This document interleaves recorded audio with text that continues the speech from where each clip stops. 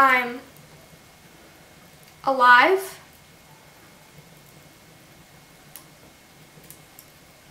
And young?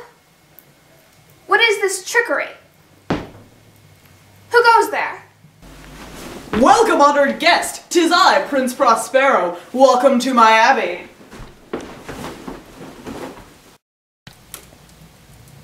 My name is Jacques.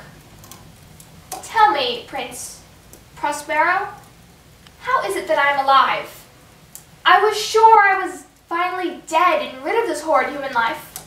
Oh, you are very much dead, but it seems you are still lacking some knowledge. How so? I know all there is to know about man and its creations. Or so you think. Come, walk with me.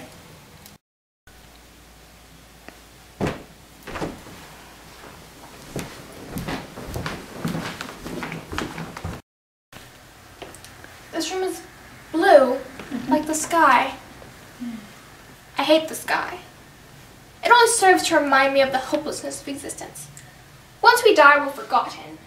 Like the setting of the sun at dusk. Nonsense! There is much to love about this world, like the first stages of life.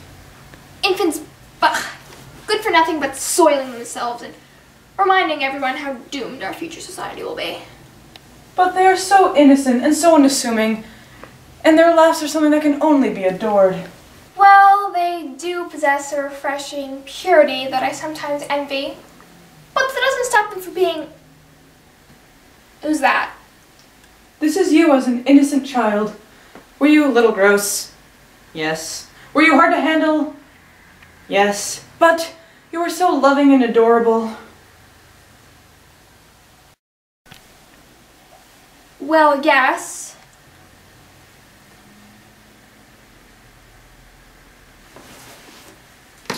Were we just going to prattle like nostalgic grandmothers, or can you show me the way out of this prison? I wish to finally die in peace, thank you very much. Very well. But we still have a few more rooms to go through. Fine. Let's get this over with, Your Highness. This one is purple. Is the rainbow a theme for you or something? And who's the twerp in the corner? That twerp is you, and this room represents adolescence. Beautifully naive people ready to face the world. Their naivety made it so they wouldn't know how cruel the world would be. I remember watching the other children play happily, watching the seconds pass by idly, not realizing their fast approaching deaths. I was the only child who truly understood. Little did I know how much worse it would get. I suppose he doesn't see me, does he? No, he can't see you. But you can see him.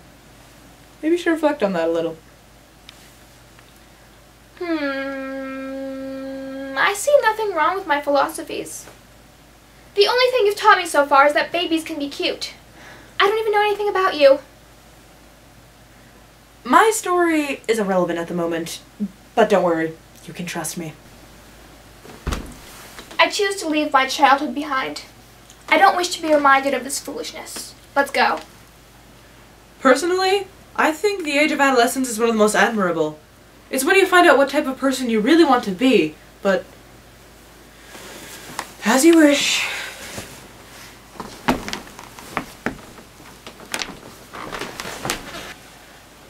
What room is this? So much green.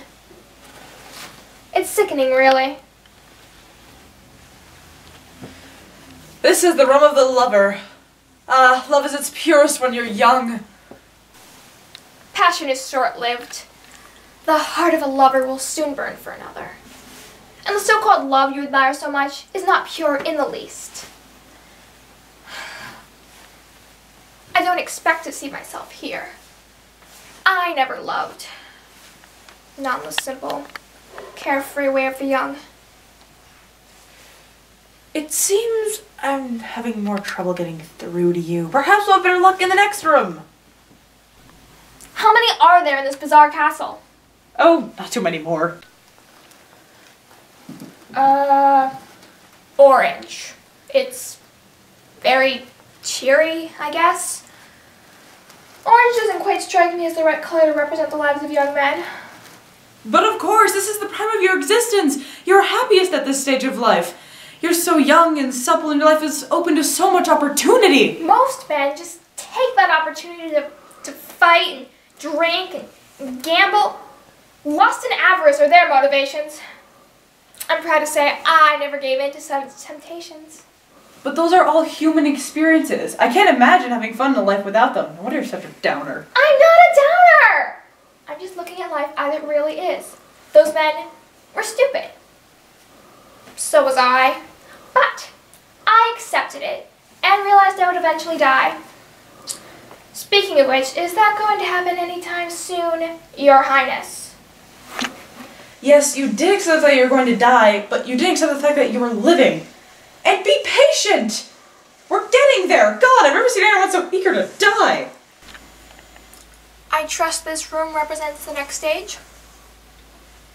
It might even have been my happiest. My brothers all outgrew their foolish immaturity and gained some wisdom. I finally understood what life really was. I stopped being young. It seems to be the stage my body has manifested itself at the moment. Tell me, Prince, at what stage did you die? This was the stage that I died. I died protecting my loved ones from the Red Death. Is that so? I always assumed royalty was all selfish, stuck-up, cowardly twats, or whatever insult you prefer. Did you really die in the name of your people? How did this come about? Forgive me if I'm prying, but you already know so much about my own life. I think I deserve a little reciprocation here. Yes, you have a point. I will tell you. It's true that growing up, I was spoiled. I had everything I ever wanted whenever I wanted it. But soon, the Red Death came about. I invited all my loved ones, about 1,000 people in the end, to come to my abbey in an attempt to avoid death. We were all part of a grand masquerade ball that would, or was supposed to, last eternally. Soon, though, there came a stranger who had invaded this safe place.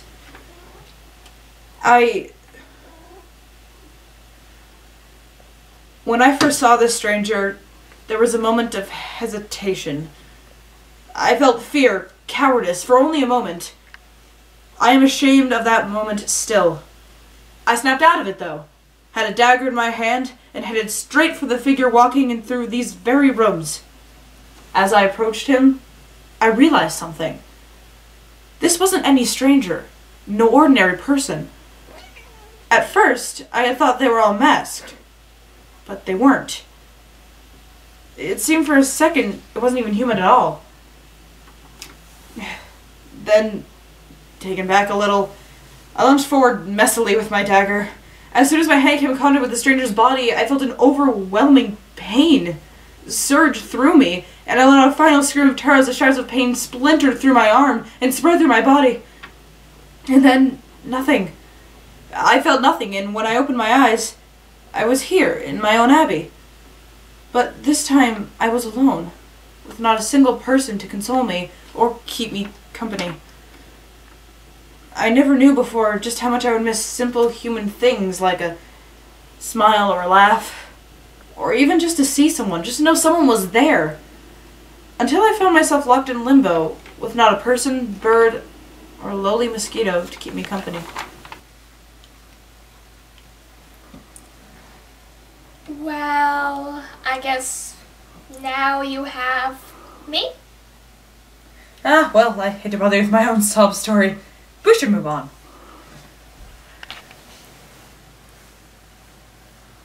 This looks just like the second room. Are we going to meet pathetic little me again? No, we're going to meet an older you, tired and a little sore, but with a certain amount of wisdom that can only be obtained by aging. I remember that wisdom, but by that point I was too old to do anything useful with it. The pain of my body was not worth the knowledge. Nonsense! You need to only find someone to share it with! You won't be forgotten by your loved ones, and if you use your life wisely, you won't be forgotten by anyone!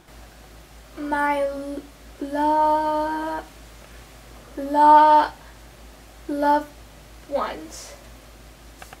yes, I suppose I did have some of those. Tell me, Prince, how many rooms before I exit this castle and vanish from existence?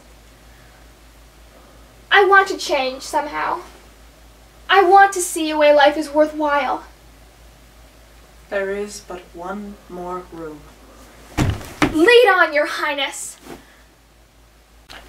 And here we are, the last room, the Black Room, the room of my death. That is terrible. Symbolically, this was also the room of my death.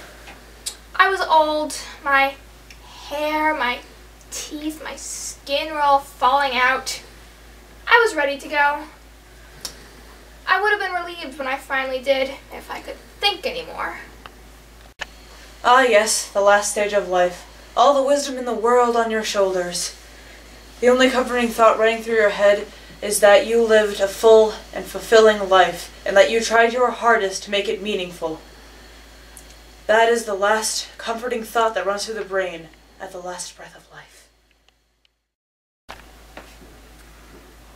I only thought of my future in those last few moments, not my past. My death instead of my life. I realize now, Prince, that I was foolish. I should have realized how precious life is. Somehow, in such a short amount of time, you've made me see the error of my ways. I wish I could have lived life to the fullest, instead of shunning those around me like mere dogs. I'm going to live the few last moments of my life with acceptance of the world as it is. I'm going to leave this castle with the knowledge of acceptance and satisfaction. Then my time here is done. It was a pleasure, and I look forward to what will come in the future. Thank you, Prospero. You are my first real friend. I would have loved to have visited under less dreary circumstances.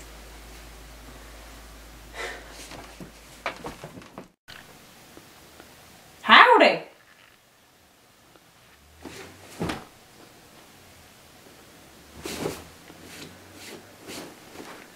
Hail, friend. My name is Jacques.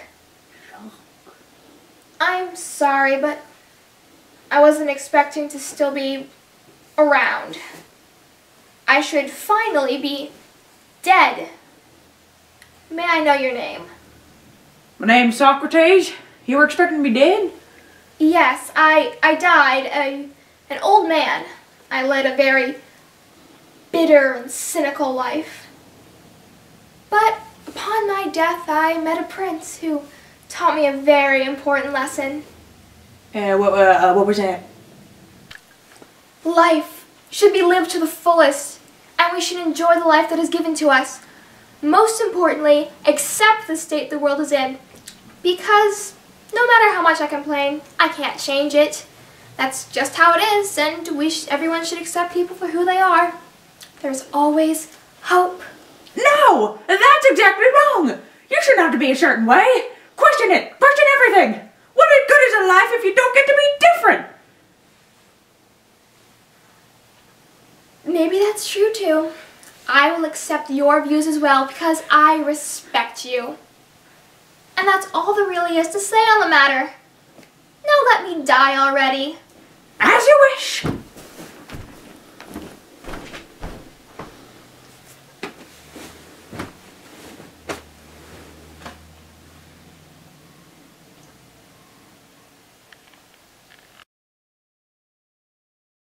Go. Oh crap. I forgot my line. Oh. It's okay. But those are... About 1,000 people in the Your end. stupid hood is coming off. Oh no! Okay. A little sore, but with this... Did my hood fall off? Yes. Oops. That you tried to make it as full and meaningful as possible. I messed that up. Oh, come on! You see, I was expecting to be dead. Huh. Jason. Alright, you need to